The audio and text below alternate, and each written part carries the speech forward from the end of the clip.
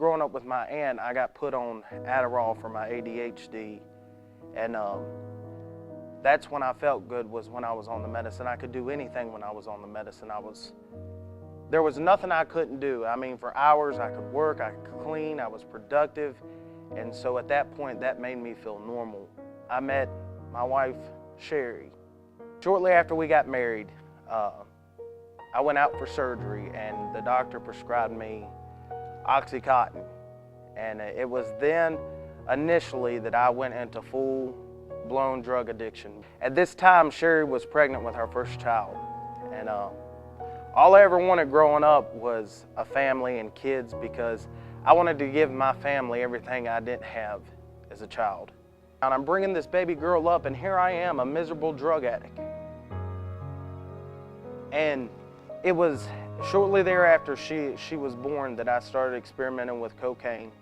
When I found out she was pregnant with Maddie, I was like, oh man, what am I gonna do? Here we go, another kid, another separation, just the whole routine going over and over again. There was never no peace. It was then that I started experimenting with meth, but I couldn't get high enough for living.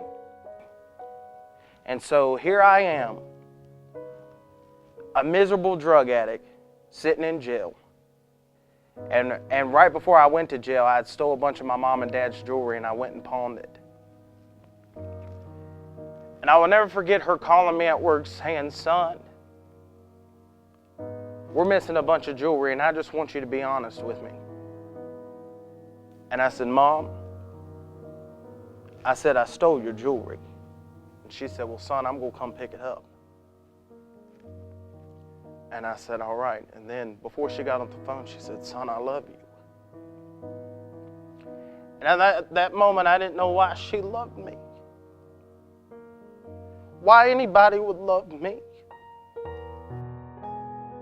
When I was in jail, my mom told me, she said, son, I want you to talk to your Uncle Martin. Of course, that's my pastor now. He scheduled me to go see Derek from Teen Challenge, and we filled out all the paperwork. It was the same day, and he took me home. You know, I don't know about how really they wanted a thief in their house, but he did. He didn't. At that moment, he put everybody aside but me. And here I am withdrawing. I remember my uncle standing at the door. I was crying to him, didn't want him to kick me out or nothing. He said, son, you're a drug addict. He said, I just want you to get help. And he hugged me. And so I went off to Teen Challenge. He loaded me up, took me, and it was there that God changed my life. I remember pulling up on the mountain, and all I could think about was leaving the girls. And at that point, I felt like I would not see them my whole stay at Teen Challenge. And that was a pretty intense moment before going. It was almost enough to change my mind about going.